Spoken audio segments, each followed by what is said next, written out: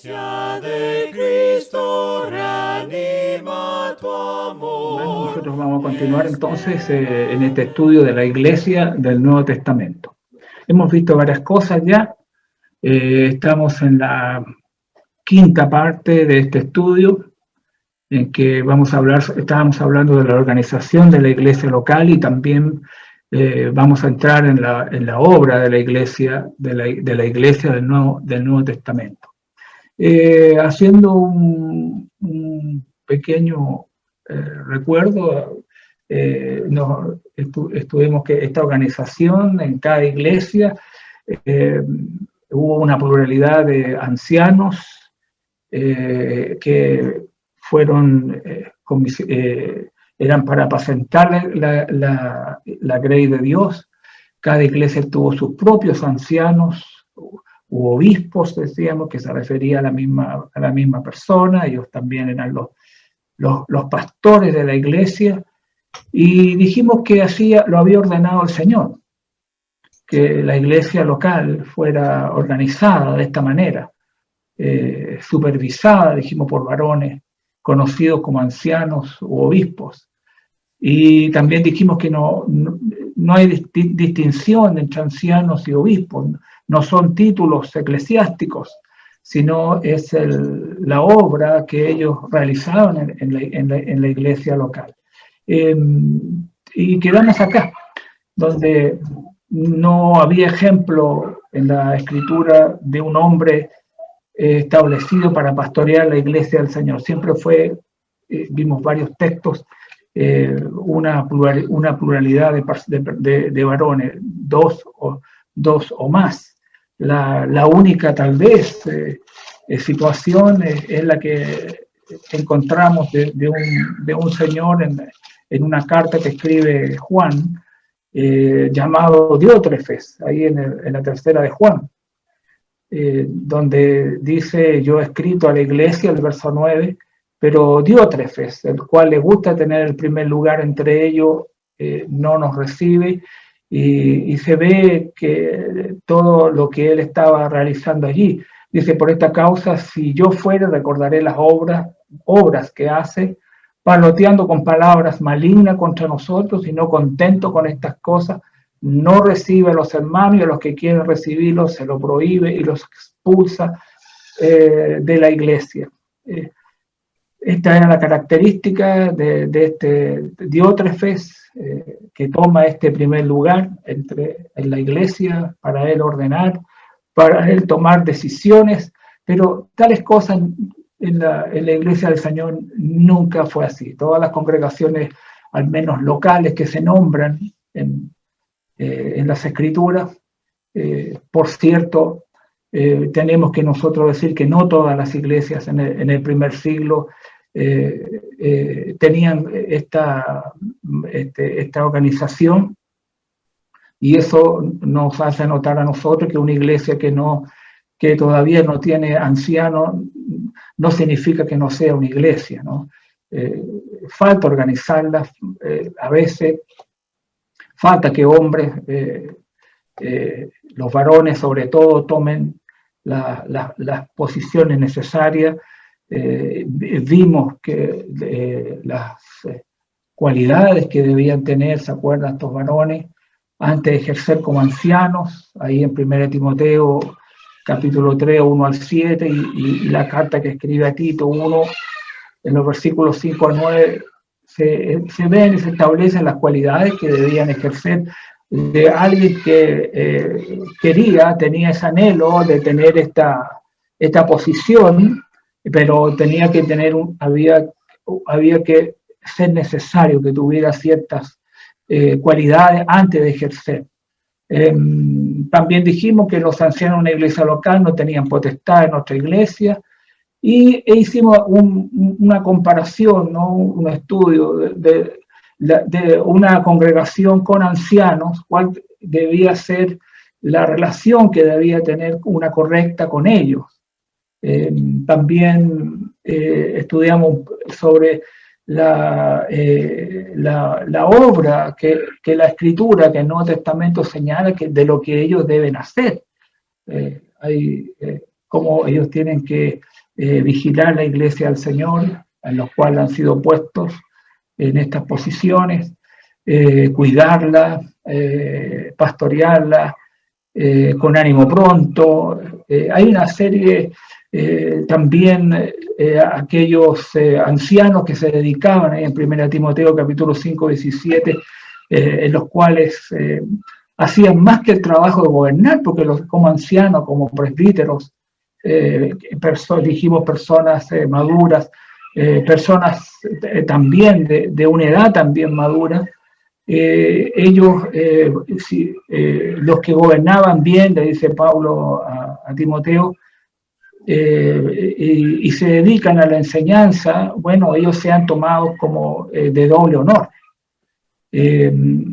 Y vimos varios de esos detalles, de esas cualidades, de esa manera como los ancianos debían ser, la obra que ellos tenían.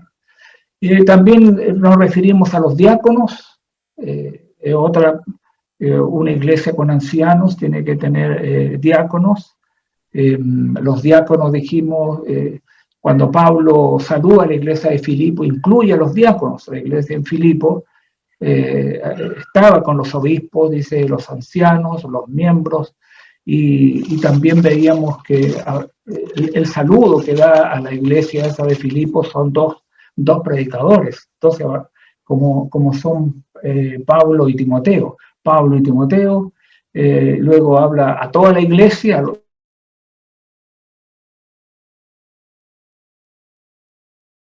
en el Nuevo Testamento estamos hablando de esta iglesia y en esta organización de esta iglesia que es el propósito de Dios. Dijimos que los diáconos, ellos más se preocupaban de las cosas domésticas, ellos ayudan en ese aspecto a los ancianos, ellos no gobiernan la iglesia, ellos simplemente sirven o les ayudan a poder cumplir mucho mejor esta labor de gobernar la iglesia del Señor. No olvidemos que los ancianos son los que gobiernan la iglesia del Señor y la cuidan. Y también planifican todo lo que significa el pastorear, la enseñanza. Los miembros necesitan crecer, los miembros necesitan ser exhortados para que crezcan como cristianos fuertes, y son ellos los que tienen que ver toda esta situación. Vimos también sus cualidades, las cualificaciones que tenían ellos. Ahí en 1 Timoteo, el apóstol Pablo así lo señala en lo que él como evangelista debe enseñar. Por lo tanto, tenemos también dentro de esta organización, por así decirlo, o de las personas que uno ve en el trabajo de la iglesia del Señor, los que se llaman los evangelistas, que son los que predican la palabra del Señor. Un evangelista es un proclamador de las buenas nuevas y tiene un trabajo muy definido en la iglesia del Señor. Tal vez la carta a los Efesios en el capítulo 4, donde se enumera a todo este conjunto de personas que trabajan en la obra del Señor, capítulo 1, Efesios capítulo 4, el versículo 11, dice, y él mismo constituyó, hablando del Señor, constituyó apóstoles y a otros profetas, a otros evangelistas, a otros pastores y maestros. Muestra esto como el Señor así ha sido en su sabiduría, estos hombres inspirados en los cuales son enseñados por Jesucristo, como son los apóstoles, y luego ellos recorren el mundo enseñando esta verdad, cumpliendo lo que Cristo les ordenó hacer. Y también los profetas inspirados por el Señor, Pero también hay otros varones que se llaman los evangelistas, los que ahora van a proclamar lo que han recibido de parte de los apóstoles, de parte de los profetas. No se olviden que en el primer siglo la verdad fue proclamada, el Espíritu Santo guió a los apóstoles a toda la verdad, y ellos luego la enseñaron, la comunicaron. Ahora, esto, y esta es una labor muy importante que hacen los evangelistas, de tomar esta riqueza que se ha recibido del cielo de parte del Señor, para poder ahora enseñarla en las diferentes congregaciones. Ahora, ¿para qué fueron puestos todos estos varones? Estas escrituras hablan de varones, apóstoles, profetas, evangelistas, pastores y maestros. Dice, a fin de perfeccionar a los santos para la obra del ministerio. Hay dos veces la palabra para.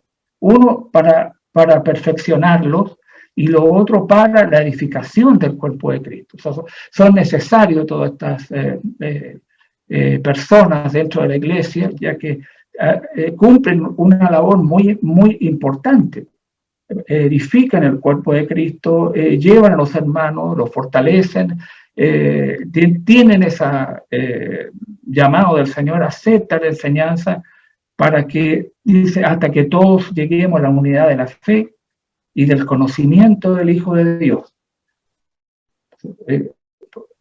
Esta es la razón para la cual Dios ha establecido en su iglesia todo este ramillete, puedo decir, de varones, para que puedan trabajar en la obra del Señor. Por eso hay mucho que hacer en la obra del Señor.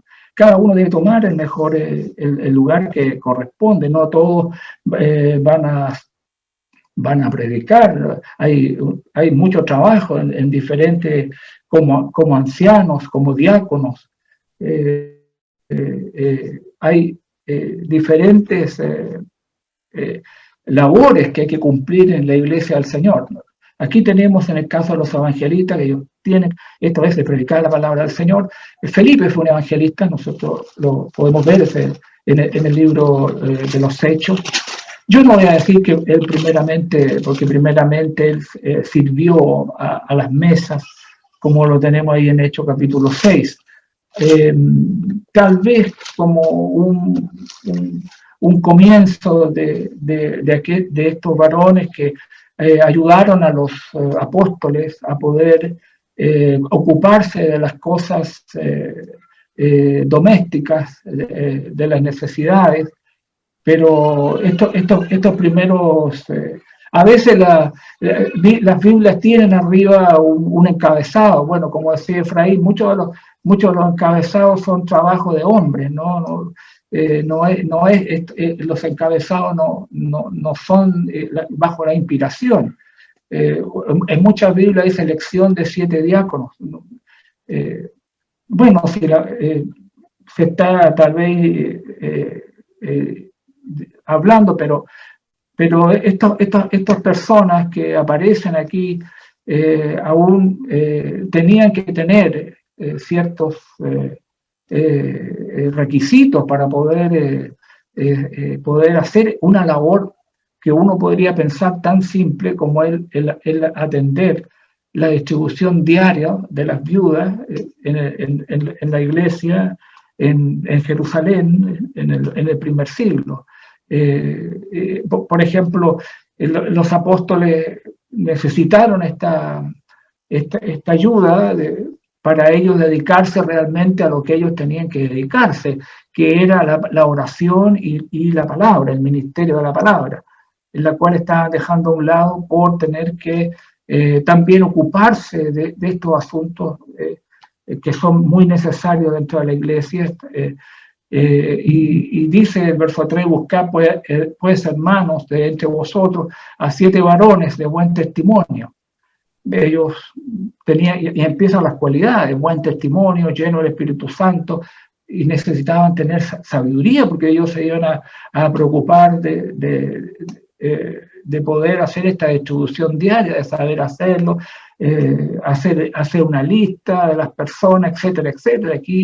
Aquí había un trabajo administrativo bastante complejo, por eso que se necesitaba gente con estas cualidades, y dentro de uno de ellos fue escogido este Felipe, que luego nosotros lo vemos predicando la palabra del Señor y haciendo grandes obras, como su trabajo que uno ve en Samaria, en Hechos 8, y en el capítulo 21 del libro de los Hechos lo vemos ya establecido en la ciudad de Cesarea, porque así dice el texto. Al otro día, 21:8, saliendo Pablo y los que con él estábamos, fuimos a Cesarea, y entrando en casa de Felipe el evangelista, que era uno de los 7, dice, posamos con él. Nuevamente se habla de él. Era casado, tenía 4, en el versículo 9, 4 hijas doncellas que profetizaban. Y él lo vemos en Cesarea, porque lo último que encontramos de su trabajo evangelístico lo hizo en Samaria. Luego en el versículo 40, luego de hablarle a este etíope, a este judío, dice, Felipe se encontró en Azoto y pasando anunciaba el evangelio en todas las ciudades hasta que llegó a Cesarea. Él predicó la palabra desde Azoto hasta llegar a Cesarea, y en Cesarea se estableció. Ahí él quedó, y ahí lo vemos nosotros en el capítulo 21, versículo 8. Bien, las cartas de Timoteo y Tito son, muchos de los grupos religiosos hablan de las cartas pastorales. No, es un error. Timoteo y Tito no fueron pastores o ancianos o obispos en una congregación. Estas cartas fueron escritas para evangelistas, hombres que predicaban la palabra del Señor. Timoteo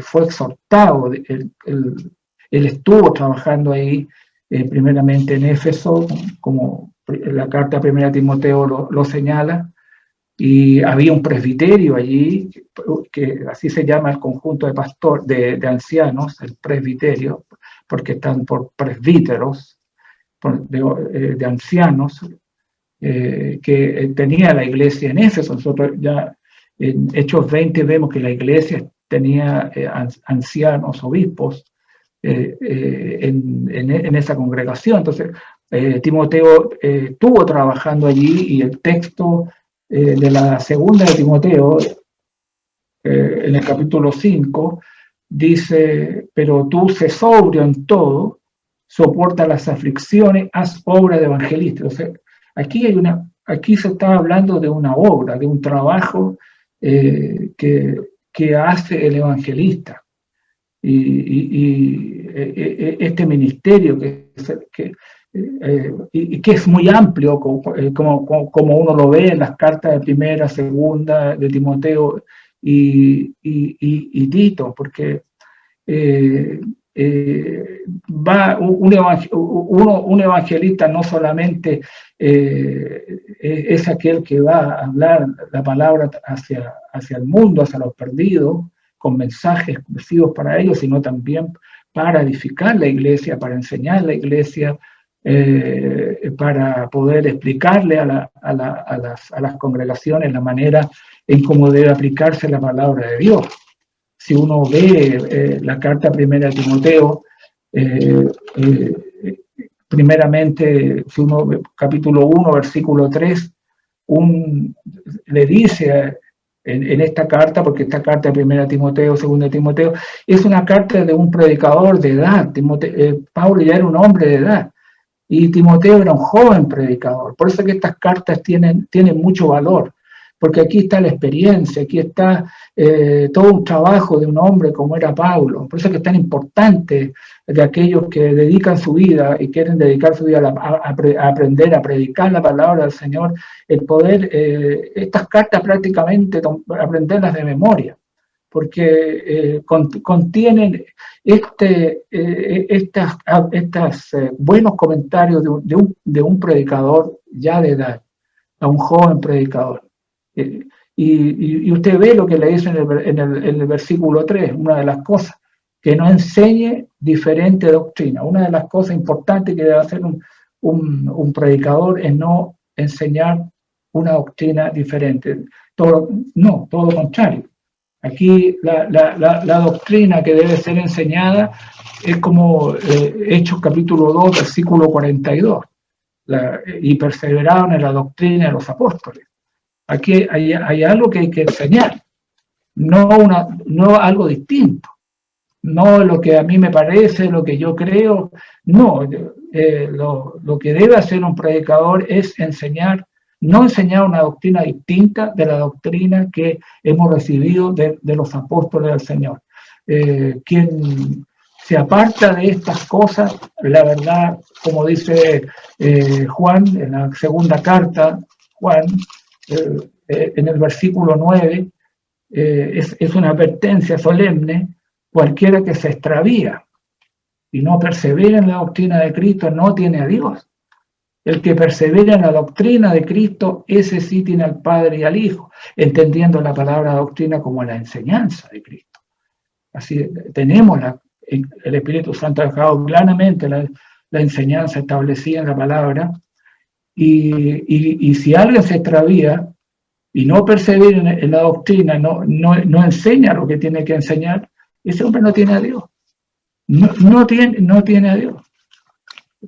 Si perseveramos en la doctrina de Cristo y hacemos lo que la palabra de Dios, bajo la inspiración del Espíritu Santo, a través de los apóstoles, nos ha enseñado, pues bien estaremos enseñando la correcta doctrina del Señor. Esta sana doctrina, que primera de Timoteo, en el capítulo 4, el apóstol Pablo se lo señala, porque ¿cuál es la principal obra que debe hacer un evangelista? Bueno, aquí tenemos en el versículo 2, vamos a ver primeramente el versículo 2. Dice que prediques la palabra. Esa es la principal obra. Esa es la principal obra que debe hacer un evangelista: predicar la palabra, entrar a tiempo y fuera de tiempo. Cuando las cosas ocurren, y luego antes que ocurran y después que ocurran. Pero hay que redarguir, reprender, exhortar, dice exhorta, con toda, dice, paciencia y doctrina. El problema está, le dice Pablo a Timoteo, porque vendrá tiempo cuando no sufrirán la sana doctrina. Es una sana doctrina la que él ha recibido de parte del apóstol. No olvidemos que el apóstol lo formó a él. Él oyó al apóstol Pablo enseñar en innumerables oportunidades. Él aprendió de Pablo y además se persuadió que esa era la verdad. Porque yo puedo leer las palabras, como dice el versículo 14, pero persiste tú, 3:14, pero persiste tú en lo que has aprendido y te persuadiste. Esta es una parte importante. Yo tengo que creer, tengo que persuadirme, convencerme de que esta es la palabra de Dios de la que yo tengo que hablar. Porque si yo no estoy convencido, ¿cómo voy a convencer? ¿Cómo voy a persuadir a otros para que vengan a la verdad cuando yo no tengo claro lo que es el mensaje que yo tengo y la obra que yo tengo que hacer? No olvidemos que el versículo 3, capítulo 2 de Timoteo 4, versículo 3, vendrá tiempo cuando no sufrirán la sana doctrina. Le está hablando, vendrá tiempo en futuro, iba a venir un tiempo en que la gente no iba a sufrir la sana doctrina, sino que teniendo comezón de oír. Este es el problema. El problema está en oír. Se amontonarán maestros conforme a sus propias concupiscencias y apartarán de la verdad el oído. Estos falsos maestros, estos maestros que no iban a enseñar la verdad, iban a apartar de la verdad el oído, no iban a hablar la verdad, de lo que la palabra de Dios dice. No olvidemos que los versículos 12 que predica es la palabra. Si alguien me dice qué es lo que yo tengo que enseñar, es la palabra. Que no tenga que estar usando otras cosas, dedicarme a enseñar la palabra, explicarla. Hay muchas cosas que yo tengo que explicar, verbos, contextos, textos, pero referirme a poder desarrollar en mis sermones, en mis estudios, la palabra del Señor. No pierda tiempo con tanto historias, contando cuentos. Fíjese que y se apartarán de la verdad del oído y se volverán a las fábulas, a cuentos, al folclore. Bueno, Efraín está hablando sobre de María, de todo lo que Lucas está tratando de transmitir allí, del nacimiento de nuestro amado Salvador Jesucristo. Pero uno ve cuántos ese relato se ha tergiversado dentro del mundo religioso. Cuando se le aplica a María cosas que la Escritura no señalan, la Inmaculada Concepción de María y una serie de detalles dentro de este asunto, y cosas que no tienen ningún respaldo dentro de la Escritura, que María siguió siendo virgen. Eso no lo dicen las Escrituras. Yo jamás he leído, aparte de la última expresión que tiene el libro de los Hechos de María, de verla junto a los hermanos de Jesús y los apóstoles ahí en Jerusalén, que se le diga la Virgen María. Simplemente se le llamó María. No hay ningún texto que diga que después de se le ha llamado la Virgen María. O sea, ya con eso se viene abajo todas las ideas. Muchas cosas que son fábulas inventadas por hombres y que alejan a la gente de lo más importante, del poder de que tiene que predicarse la palabra de Dios. En Primera de Timoteo, en el capítulo 4, en el versículo 16, le dice: ten cuidado de ti mismo y de la doctrina. Persiste en ello. ¿En qué cosa? En que un predicador debe tener cuidado de sí mismo y también de lo que enseña. Y debe persistir en ello. Pues haciendo esto te salvarás a ti mismo y a los que te oyeren. O sea, es tan importante la palabra. Es tan importante lo que uno está señalando, porque si uno lo está diciendo bien, va a llevar a mucha gente a la condenación y no a lo que realmente el Señor está mostrando en las Escrituras. Si uno ve ahí el texto que puse en Primera de Timoteo, capítulo 4, versículo 6, este es un resumen de lo que el apóstol Pablo en los primeros 2, 3, 4 capítulos le ha hablado a Timoteo. Y le dice: si esto enseña a los hermanos, serás buen ministro de Jesucristo. Entonces, la enseñanza a los hermanos también es importante. No solo hay algunas personas que toman la obra del evangelista solamente que predican a los que no son cristianos. No es así. La obra del evangelista tiene que ver también con la enseñanza, de enseñar la palabra a los hermanos, de poder decirle, por ejemplo, cuáles son los requisitos de los obispos.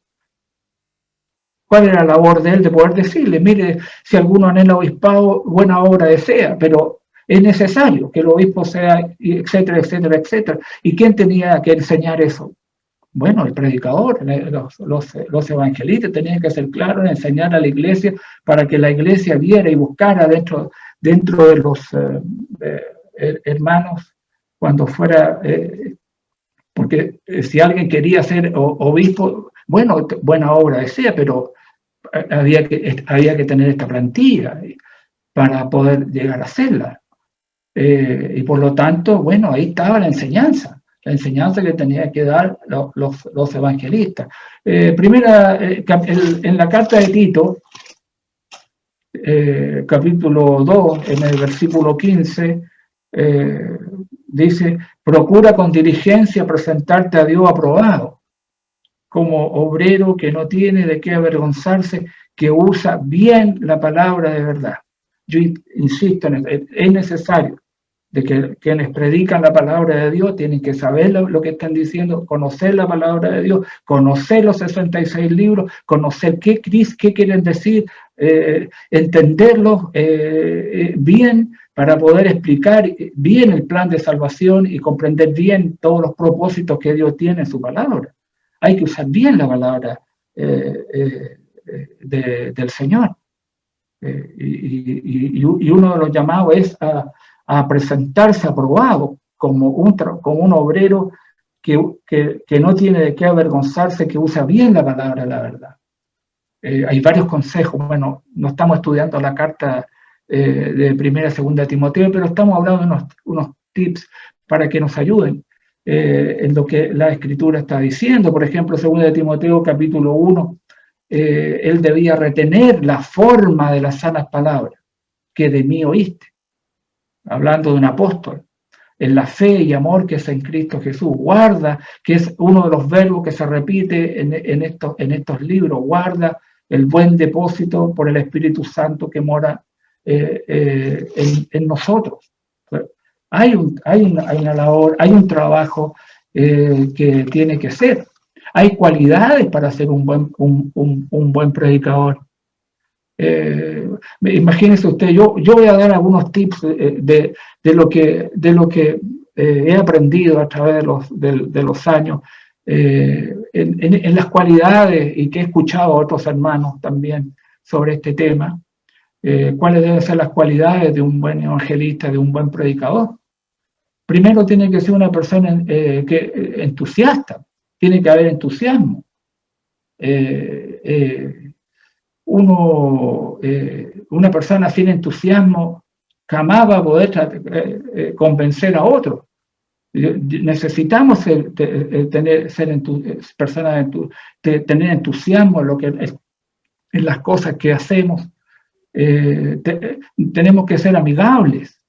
Y un predicador tiene que ser una persona amigable, sonreír. A veces no cuesta nada sonreír. A la gente a veces le gusta de que las llamen por su nombre. Hay que aprenderse el nombre de todos los miembros de la iglesia, de los hijos, de las personas. Eso es muy importante. Ser una persona optimista. No puede ser, uno en su trabajo tiene que esperar lo mejor. Si yo no soy optimista en lo que estoy haciendo, no voy a ir a ninguna parte. Uno tiene que tener optimismo en el trabajo que hace.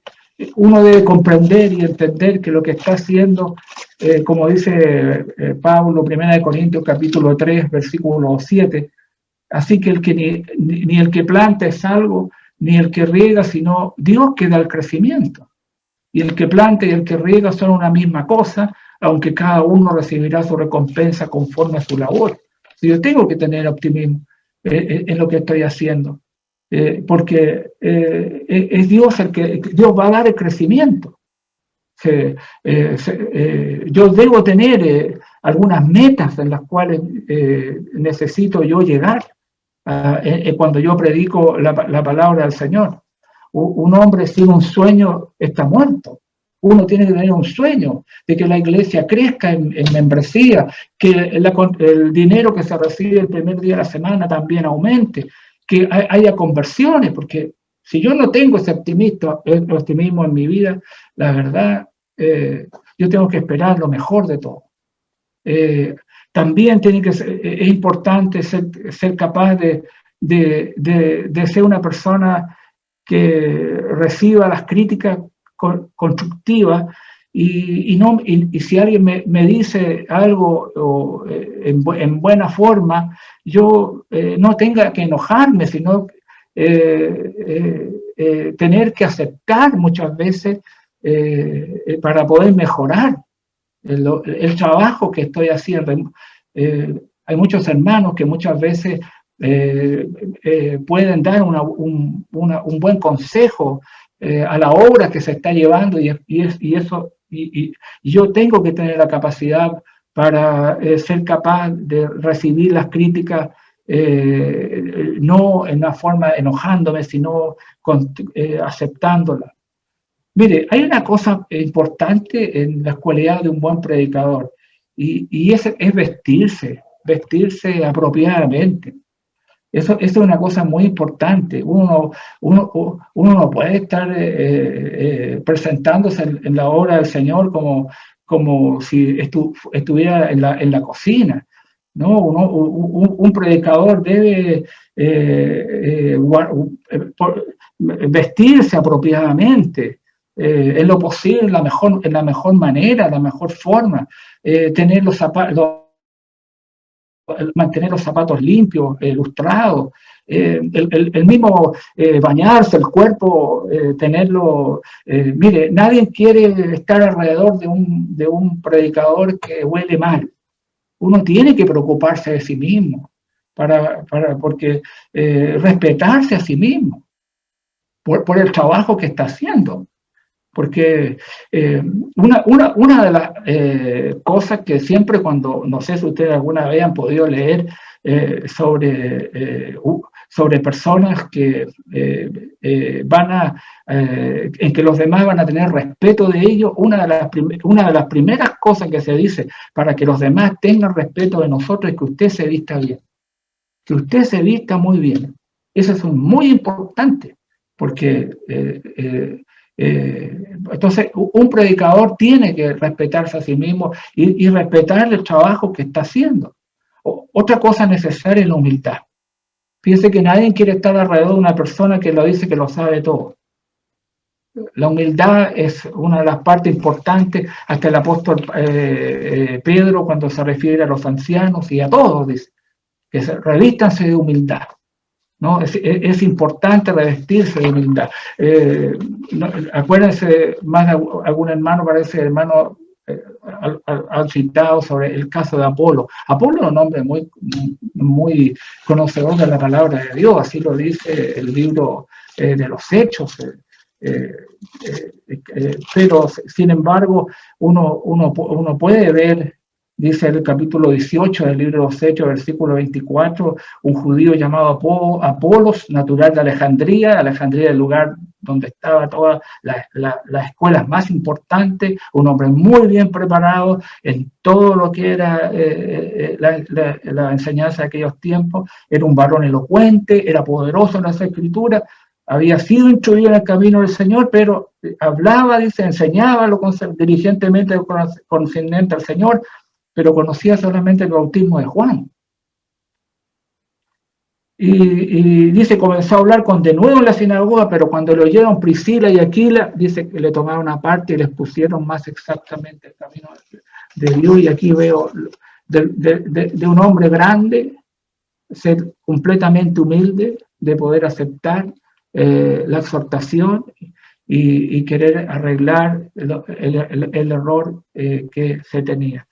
Es necesario, hermanos, también que uno sea puntual en todas las cosas que, si va a llegar tarde, mire, llame por teléfono, o no sé, si ahora que hay WhatsApp, escriba un WhatsApp, pero hay que ser puntual. Es importante que una de las cosas que más Jesús señaló, y no sé si ustedes lo han leído ahí en el Evangelio de Mateo, capítulo 10, versículo 16, como tenemos que ser diplomáticos, muy diplomáticos. Fíjense, Mateo capítulo 10, ahí Mateo capítulo 10, versículo 16. Dice, he aquí yo os envío como ovejas, le dijo a los discípulos, en medio de lobos. Sé pues prudentes como serpientes y sencillos como palomas. O sea, tenemos que tener una manera de cómo hacer estas cosas. Tenemos que ser diplomáticos, esa es la palabra, diplomáticos. Y créanme usted que va a necesitar ser diplomático cuando uno está trabajando y predicando la palabra del Señor. Y una de las cosas, yo creo que la llave de todas estas cosas es que uno tiene que ser organizado, tiene que permanecer organizado. Uno no puede estar preparando el sermón del domingo el sábado en la noche. No, todos los compromisos de predicación, los sermones, tiene que comenzarlo temprano en la semana, estudiar la palabra de Dios, prepararlo, para que el domingo pueda presentar un buen sermón y no algo que a veces hay gente que habla cualquier cosa y no cumple lo que hay que hacer, edificar el cuerpo de Cristo, que es el mandato que tenemos nosotros, lo que tienen los que se han dedicado a la predicación de la palabra del Señor. Y una de las cosas muy importantes, son dignos de sostenimiento, así como hablamos sobre los ancianos que gobernaban, ¿se acuerdan? En Primera de Timoteo, en el capítulo 5 de la primera de Timoteo, el apóstol Pablo habló de los ancianos allí que gobernaban bien. Dice el versículo 17, los ancianos que gobiernan bien, porque esa es la principal labor de los ancianos, gobernar la iglesia. Sean tenidos por dignos de doble honor, mayormente los que trabajan en predicar y enseñar.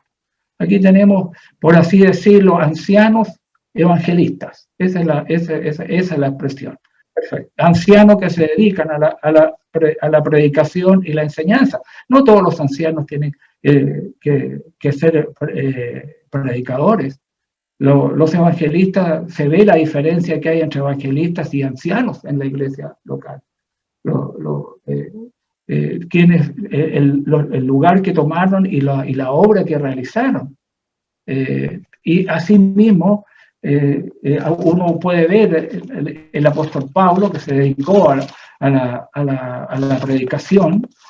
Dice Primera de Corintios, y esto lo enseñó, lo dijo Jesús, Primera de Corintios en el capítulo 9, ahí en el versículo 6 hasta el 14, voy a ir inmediatamente por la hora que tengo, versículo 14, así también ordenó el Señor a los que anuncian el Evangelio, entonces los que anuncian el Evangelio, que se dedican a la predicación, que vivan del Evangelio, o sea, son dignos de que la iglesia les pueda ayudar y sostener.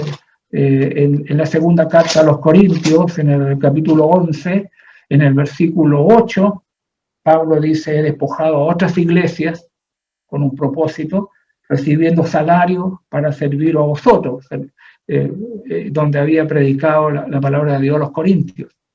Entonces, son dignos de sostenimiento financiero por la iglesia, porque así lo ordenó el Señor. Bueno, aquí vamos a tener que quedar. Habría mucho más que decir para poder luego referirnos ahora a todos los miembros.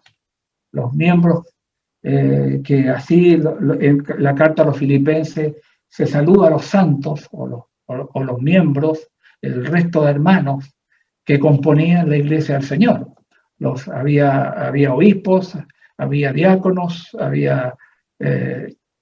y también los miembros o los santos. Entonces, también hay algo importante porque los miembros sirven en la palabra y en la obra y son muy importantes, a lo cual el Espíritu Santo lo señala en todo lo que vamos a estudiar para la próxima clase. Bien, el Señor les bendiga. Hasta ahí vamos a llegar hoy día.